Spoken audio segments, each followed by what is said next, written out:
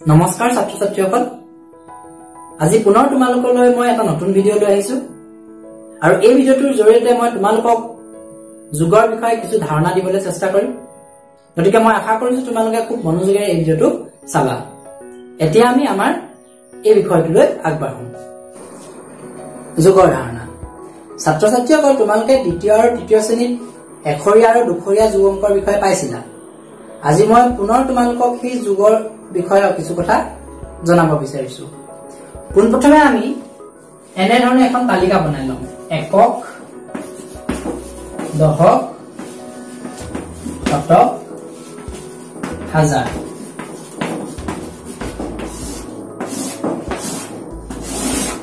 প্ৰথমে আমি দুখৰীয়া অংকৰ পৰা ষ্টাৰ্ট কৰিম ধৰা দুটামান সংখ্যা ললো 65 আৰু 45 এতিয়া আমি ইখন দুটাৰ মাজত যোগ কৰিব লাগে 62 আৰু 45ৰ মাজত কেনে ধৰণে কৰিম পোনপ্ৰথমে তোমালোকে এককৰ ঘৰলৈ যাবা এককৰ ঘৰত কি অংক আছে চোৱা এককৰ ঘৰত প্ৰথমতে আছে 2 তাৰ পিছত আছে 5 নহয়নে বাৰু এটা 2 আৰু 5ক আমি যোগ কৰিব লাগে তে 2 আৰু 5ৰ যোগফল কিমান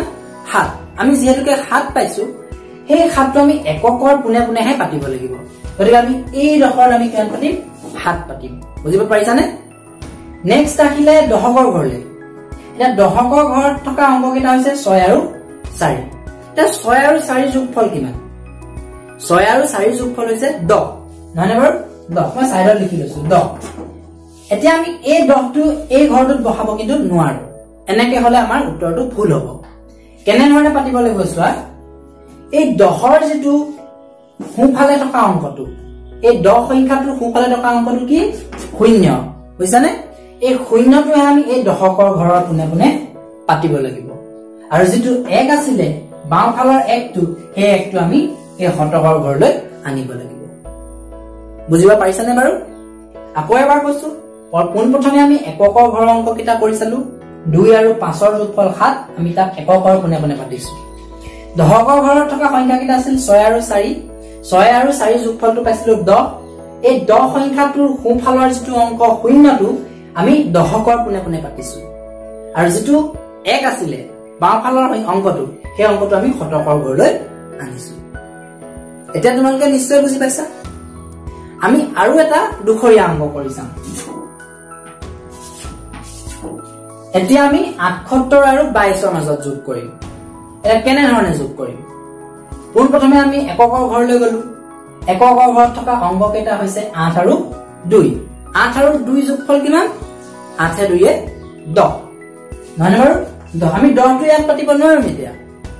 এই 10ৰ যেটো সোঁফালৰ অংক 0 সেই অংকটোকে আমি এককৰ ঘৰৰ পুনে পুনে পাতিব লাগিব গতিকে এককৰ ঘৰৰ পুনে পুনে কিমান বহিব 0 বহিব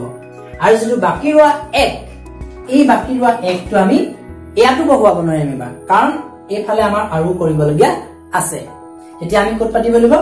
সেই 1টো ইয়াৰ ওপৰত পাতিব লাগিব এই যেটো বাকি ৰোৱা তাৰ ওপৰত পাতিব লাগিব বুজিব পাৰিছানে এতিয়া আমি দশকৰ ঘৰৰ অংক কেইটা লৈ যাওঁ 7 আৰু 2 যোগফল কিমান 9 আমি এতিয়া ইয়াত 9 নেপাতিম কিন্তু কাৰণ আমাৰ এটা 1 বাকি আছিল আগত 7 2 9 আগৰ 1 বাকি আছিল 9 1 1 কিমান হ'ল গৈ 10 হ'ল গৈ এতিয়া 10 যদিও আমি ইয়াত 10টো পাতিব নোৱাৰো মই আগতেও কৈছো এতিয়া 10ৰ কিছে আমাৰ এই যেটো সোঁফালৰ সংখ্যা সোঁফালৰ অংক 0 সেই 0টো আমি এই দশকৰ ঘৰত পাতিম এতিয়া আমি চাম শতকৰ ঘৰত কিবা কৰিবলগীয়া আছে নেকি একো কৰিবলগীয়া নাই গতিকে যেটো বাওঁফালৰ তেতিয়া আমি এই ঘৰটোত বহাই দিব পাৰিম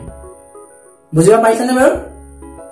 মই আশা কৰিছো তোমালোকে দুখৰীয়া অংকৰ বিষয়ে বুজিব পাৰিলা এতিয়া আমি তিনিখৰীয়া অংক কৰিবলৈ চাম 2 0 9 8 5 3 তা 209 আৰু 358 এই দুটাৰ মাজত আমি কৰিব লাগে কিন্তু ছাত্ৰ ছাত্ৰীসকল একিতে মই এটা কথা কৈ যাম যোগ অংক কৰিবৰ কাৰণে তোমালোকে যোগলতাখন সম্পূৰ্ণৰূপে মনত ৰাখিব লাগিব আৰু বিয়োগ অংক কৰিবৰ কাৰণে বিয়োগ নেউতা আৰু পূৰণৰ কাৰণে পূৰণৰ 3খন নেউতা আছে তাৰ ভিতৰত তোমালোকে অতি কমেও পূৰণৰ সৰু নেউতাখন কিন্তু মনত ৰাখিব লাগিব আৰু তাৰ কাৰণে তোমালোকে ঘৰত খুব নেউতাখন গাবা বাৰু কি নাও এতিয়া আমি আমাৰ মেইন টপিকলৈ আহিছো এতিয়া চোৱা আমি 209 আৰু 358 মাজত যোগ কৰিব লাগে এতিয়া কেনেকৈ কৰিম কোন প্ৰথমে আমি ক'ত যাম এককৰ ঘৰত এককৰ ঘৰৰ অংক কি আছে 9 আৰু 8 তে 9 আৰু 8ৰ যোগফলনো কিমান গতিকে নেউতাখন আমাক লাগিব 9 আৰু 8ৰ যোগফল হৈছে 9 8 17 এতিয়া 17টো আমি পাতিম নে ইয়াত নাপাতো কি পাতিম 17ৰ যেটো সোঁফালৰ 17 সংখ্যাটোৰ সোঁফালৰ যেটো অংক 7 নহয় নে বাৰু সেই 7টোহে আমি এই এককৰ ঘৰৰ কোনে কোনে পাতিছো দেখিছানে একদম ষ্ট্ৰেইট আৰু এককৰ ঘৰৰ কোনে কোনে এতিয়া বাকি ৰোৱা একটো আমি ইয়াত পাতিম নেকি নাপাতো ক'ত পাতিম এই ডখৰ পাতিম কাৰণ আমাৰ ইফালে আৰু অংক কৰিবলগীয়া আছে নহয় নে বাৰু এটা 0 আৰু 5ৰ মাজৰ যোগফল কিমান মন কৰিবা 0 আৰু 5ৰ মাজৰ যোগফল সদায় 5 0ৰ লগত তোমালোকে যি সংখ্যাই যোগ নকৰা কিয় সেই সংখ্যাটোকহে পাবা এতিয়া আমাৰ 0ৰ লগত 5 এ যোগ কৰিব গৈছে গতিকে 0ৰ লগত 5 যোগ কৰিলে আমি কিমান পালো 5 পালো আৰু এই বাকি ৰোৱা যেটো 5 এ 1 6 আমাৰ 6 এতিয়া ইয়াত উকলবলগীয়া কোনো অংক নাই কাৰণ 6 এটা অংক নহয় নে বাৰু গতিকে আমি ইয়াত 6 পাতি দিলো বুজিব পাৰিছা নেক্সট আমি শতকৰ ঘৰলৈ আহিলো 2 আৰু 3 যোগফল কিমান 2 এ 3 এ 5 বুজিব পাৰিছানে এইফালে আৰু আমাৰ কৰিবলগীয়া নাই গতিকে আমাৰ উত্তৰটো হ'ব 567 নিশ্চয় বুজি পাইছা এতিয়া আমি আৰু এটা তিনিখৰীয়া অংক কৰি চাম 854 আৰু 967 মাজত যোগ কৰিব লাগে আমি এতিয়া এককৰ ঘৰলৈ কোন প্ৰথমে আহিলো 4 যোগ 7 4 এ 7 কিমান হ'ব 4 এ 7 11 11 আমি কোনটো পাতিম সোঁফালৰ অংক 1 টো আমি ইয়াত পাতিম আৰু যেটো ওপৰ বাওঁফালৰ 1 টো আমি ইয়াত পাতিলো দহকৰ ঘৰৰ ওপৰত এটা দহকৰ ঘৰৰ অংক আছে 5 আৰু 6 5 এ 6 11 11 1 12 এতিয়া 12 পালো 12ৰ সোঁফালৰ অংক 2 টো আমি দহকৰ গুণে গুণে লিখিলো আৰু সেই ওপৰলা 1 টো আমি ক'ত পাতিলো শতকৰ ঘৰত পাতিলো এতিয়া আমি শতকৰ ঘৰলৈ গলো 8 এ 9 17 আৰু ওপৰলা 1 এ 18 18ৰ সোঁফালৰ অংকটো 8 টো আমি শতকৰ ঘৰত পাতিলো আৰু এই 1 টো যেহেতুকে আমাৰ হাজাৰৰ স্থানত অংক কৰিবলগীয়া নাই গতিকে আমি 1 টো হাজাৰৰ ঘৰত লিখি দিলো আৰু এতিয়া আমাৰ উত্তৰটো হ'ব 1821 এনে ধৰণে আমি যোগ অংক কৰিব পাৰো নিশ্চয় বুজি পাইছা তোমালোকে এতিয়া আমি চাৰিখৰীয়া অংক কৰি চাম একেটা পদ্ধতি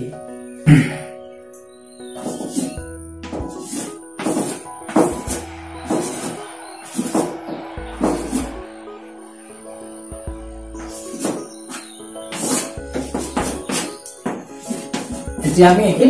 অযুত বুলি লিখি লৈছো অযুত একক দহক হাতক হাজাৰ অযুত আমাৰ চাৰিটা আহি গল যে কাৰণ আমি অযুতলৈ আহিছো এতিয়া চোৱা এককৰ ঘৰৰ অংকটো কিমান 8 আৰু 4 নহয় নে এককৰ ঘৰত থকা অংক কিটা হৈছে 8 আৰু 4 8 আৰু 4 যোগফলটো কিমান হ'ব 8 এ 4 এ 12 যেনেকৈ 12 পাইছো আমি এবাৰ লিখি নেযাওঁ এবাৰ আমি মুখতে কৰিম 8 এ 4 এ 12 12ৰ সোঁফালৰ অংকটো 2 গতিকে আমি ইয়াত 2 বহিলো আৰু উকলা 1 টো আমি ইয়াত লিখিলো 0 আৰু 7ৰ যোগফল 7 উকলা 1 কি হল গৈ 8 দহকৰ ঘৰত এবাৰ শতকৰ ঘৰলৈ আহিলো 3 আৰু 6 যোগফল 9 9 যেনেকৈ এটা অংক বিশিষ্ট সংখ্যা গতিকে আমি ইয়াতে লিখিলো এবাৰ আহিলে আমাৰ হাজাৰৰ স্থানলৈ হাজাৰৰ স্থানৰ অংক কিটা আছে 6 আৰু 8 6 আৰু 8ৰ যোগফল 6 8 14 ৰ যেটো 4 সোঁফালৰ অংক 4 সেইটো আমি হাজাৰৰ ঘৰত পাতিলো আৰু বাকি থকা 1 টো এইফালে যেনেকৈ আৰু অংক কৰিবলগীয়া নাই গতিকে আমি তাৰ আগৰ স্থানত লিখি দিলো বুজিব পাৰিছানে বাৰু এনে ধৰণে আমি চাৰিখৰীয়া অংক কৰিব পাৰো তোমালোকে পাঁচখৰীয়া অংক এনে ধৰণে কৰিব পাৰিবা আমি পাঁচখৰীয়া অংক এটা কৰিছো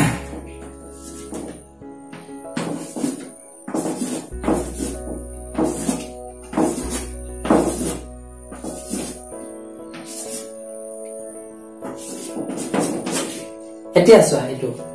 এতিয়া আমি পাঁচখৰীয়া অংক কেনে ধৰণে কৰে চাওঁ এককৰ ঘৰ পুনে পুনে 0 আৰু 8 আছে 0 8ৰ যোগফল 8 দহকৰ ঘৰ আছে 6 আৰু 4 6 4 10 10ৰ 0 সোঁফালৰ অংক 0 আমি ইয়াত পাতিলো আৰু যেটো 1 বাকি আছে আমি ইয়াত লিখিলো তাৰ পিছত আমাৰ শতকৰ ঘৰ আছে 5 আৰু 5 5 5 10 উকলা 1 11 11ৰ সোঁফালৰ অংকটো হৈছে 1 1 টো আমি শতকৰ ঘৰ পাতিলো আৰু উকলা 1 টো আমি ক'ত পাতিম ইয়াত পাতিম হাজাৰৰ ঘৰ আছে 9 আৰু 2 9 2 11 11 1 12 12ৰ সোঁফালৰ অংকটো হৈছে 2 2টো আমি ইয়াত পাতিলো আৰু যেটো উকলা অংক আমি পাতিলো এই স্থানত এটা এই ঘৰত থকাটো একে একে 2 উকলা একে 3 এনে ধৰণে আমি পাঁচৰীয়া অংক কৰিব পাৰিলো দেখিলানে বাৰু গতিকে ছাত্ৰ ছাত্ৰীসকল তোমালোকে নিশ্চয় যোগ অংক কেনে ধৰণে কৰিব পাৰে বুজিব পাৰিলা এতিয়া আমি এই তালিকাখন অতৰাই আমি কেনে ধৰণে যোগ কৰিব লাগে চাওঁ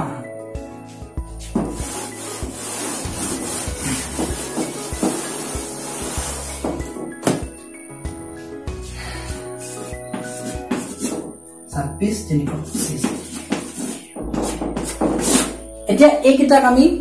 কেনে ধৰণে যোগ কৰিম আমি মনত ৰাখিব লাগিব একক দশক শতক এটা পোন প্ৰথমে আমি এককৰ ঘৰত চাম 6 5 11 নহয় বাৰু 11ৰ সোঁফালৰ অংকটো 1 গতিকে আমি 1 টো ইয়াত পাতিলো আৰু উকলা 1 টো আমি ইয়াত পুনে পুনে লিখিলো ওপৰত নহয় বাৰু ওপৰত আস্তানি এনে ধৰণে 2 2 4 4 1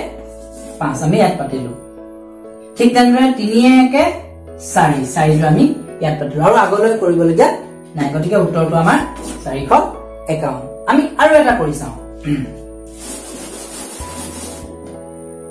8 6 2 5 7 9 2 8 এতিয়া এই অংকটো কেনে ধৰণে যোগ কৰি চোৱা 5 যোগ 8 5 এ 8 কিমান 13 8 পিছে 13ৰ যেটো সোঁফালে থকা অংকটো 3 টো ইয়াত বহিলে উকলা 1 টো আমি ইয়াত বহিলো হয়নে 2 2 4 উকলা 1 5 9 6 15 15ৰ 5 উকলিলে 1 8 8 15 15 1 16ৰ 6 উকলিলে 1 আৰু 1 1 2 এফালে আৰু তলত কৰিবলগীয়া নাছিলে গতিকে 1 1 2 এনে ধৰণে আমি যোগ কৰিব পাৰো গতিকে ছাত্ৰ ছাত্ৰীসকল মই আশা কৰিছো তোমালোকে আজি এই ভিডিঅ'টোত থকা যোগ অংক কেনে ধৰণে কৰে ভালদৰে বুজিব পাৰিলা তোমালোকে তোমালোকৰ পাঠ্যপুথিত থকা যোগ অংক কেইটামান কৰিবলৈ চেষ্টা কৰিবা গতিকে আজি আমাৰ এই ভিডিঅ'টোত যোগৰ ধাৰণা ইমানেই দি এই ভিডিঅ'টো মই আজি সামৰি মাৰিব বিচাৰিছো আৰু মই আশা কৰিছো তোমালোকে ভালদৰে যোগ অংক বুজিব পাৰিলা